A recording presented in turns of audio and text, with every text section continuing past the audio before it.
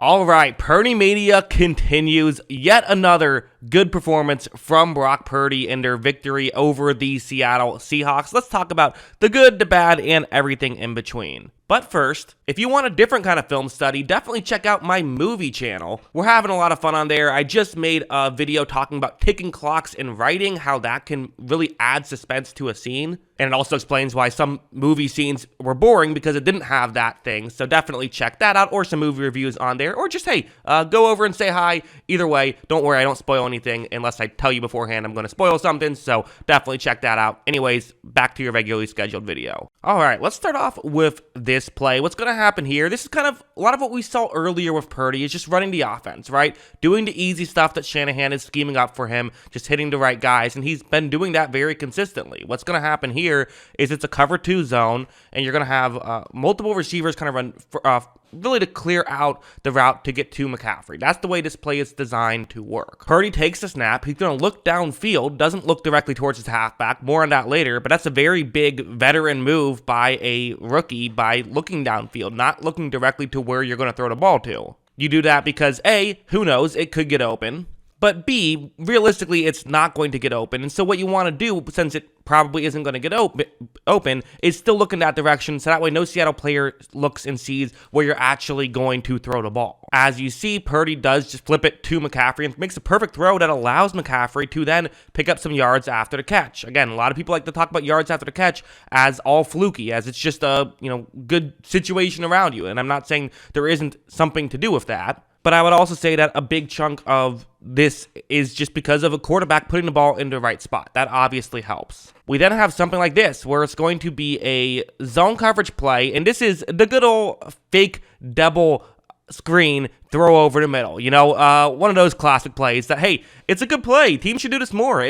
Everyone will maybe do a fake. Why not do 2 fakes? It can help you, because, again, the idea behind this is you're basically trying to clear out George Kittle's route over the middle. That's what you're doing here. Purdy's going to, fake the pass to both directions and then fire over the middle. And you see how well that worked and how it did spread out the defense to get Kittle over the middle to where only the safety could potentially come in and make a play. As you see, Kittle makes the grab, is able to make a move on the safety and get into the end zone for touchdowns. So definitely, great play call by Shanahan. Obviously, having Shanahan is going to help. But hey, the way I see it, you don't have to apologize for having Kyle Shanahan. That's kind of how I think. If you're in a good situation, cool. He's still making the most of his good situation, hitting the guys he's supposed to hit, and it's still fun to watch. Now, we saw it cool off a little bit. I think it's fair to say. They only scored 7 points, really, right up until the end of the first half. They, scored at the very end of the half due to a turnover, getting them good field position. But really, it was 7 offensive points for the most part. But here's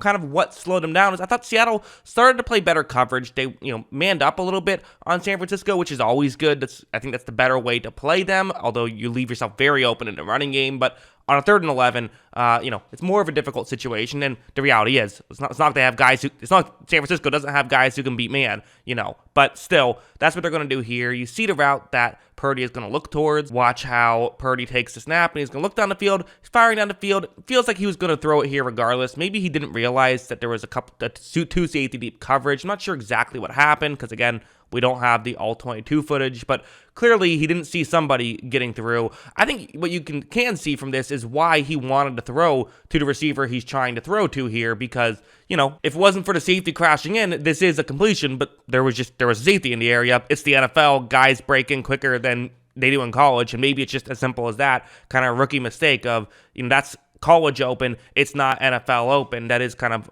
a learning curve that you have to have, and I think if you're a 49ers fan, you're hoping he goes through that in this game and doesn't have to wait until, the playoffs to make those mistakes. Make those mistakes now, Purdy. Especially because this ball was dropped, so, no big harm there for, it, but still, it wasn't an incompletion on 3rd down, and the idea is you don't want him to continue doing that, but again, he's a rookie. He's going to play like a rookie at times, but the reality is he's not playing like a rookie that much. Now let's go over to this big touchdown play. An interesting play. So I saw a different angle of it. I still don't know exactly what happened here, to be honest. It's some sort of blown coverage. I think what happened was it was supposed to be cover 3 zone, but one guy was playing man coverage, and that kind of blew the coverage. But regardless, that's what happened. Although I'm going to actually highlight something else here at the beginning of this play, which is why I wanted to show this angle, sticking with the broadcast angle. Watch as Purdy takes the snap, and you see what he does right off the bat. He's doing something very fascinating he's, again,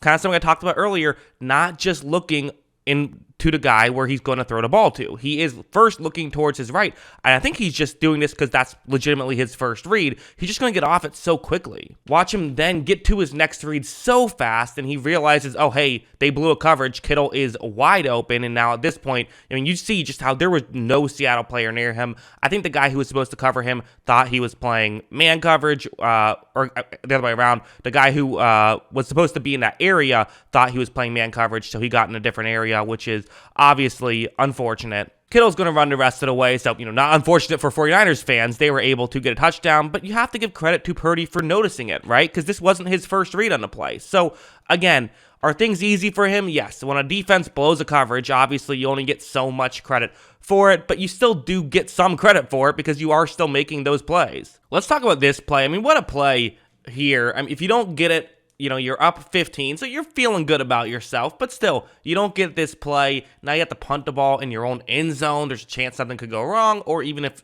realistically, Seattle's getting the ball at midfield, so just getting out of the situation is huge, but it's a 3rd down and 7, so tough situation here. You have a man coverage spot, so I said, hey, this might be the coverage to play against San Francisco, try to man up against them. I don't hate that decision. It's a cover 1 man. That's it's cover 1 hole right here. So you have a linebacker over the middle, a safety deep, and then one-on-one matchups all the way across the board. That's the way this concept works.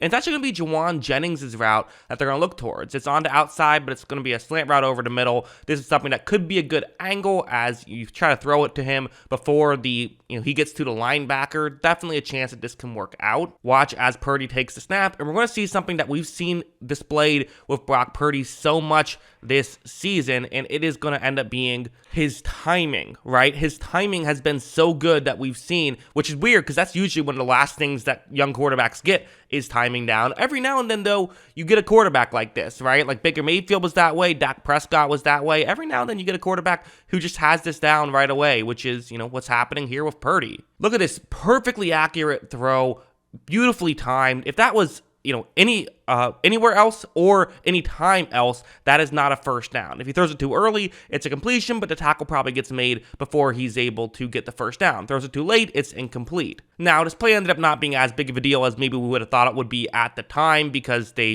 ended up going back 5 yards and then punting. So, didn't actually help you as much as maybe you would have hoped, but still helped you a little bit, got you a little bit further out of the end zone. So, again, more importantly, I'm evaluating the play, not the outcome, and it was a very good play from Purdy. So yeah, as a whole, good performance from Purdy, good performance from the 49ers as a whole. Hey, they're continuing to look more and more impressive, and honestly, no matter who's been at quarterback, they've looked very good. So good stuff from Purdy. That's what I think. What do you guys think? Let me know in the comments below. Always love hearing from you, and of course, as always, thanks for watching.